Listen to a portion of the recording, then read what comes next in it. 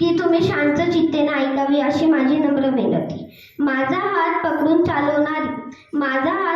चालवणारी, मला कडेवर घेऊन फिरणारी, माझ्या प्रत्येक गोष्टीला साथ देणारी, मी घरी येत आहे हे समजताच दिवसभर दरवाजाकडे पाहणारी माझी आजी, मला राग येतात माझी समजूत घालणारी, माझे सारे स्वप्न पूर्ण करणारी, मला गोड आवडते म्हणून साडीच्या पदरात खाऊ लपवून ठेवणारी माझी आजी, घरातील सर्व वस्तू जपणारी होती ती, जुन्या संस्कारांची म्हणून होती एका वचनाची, अशी होती माझी आजी.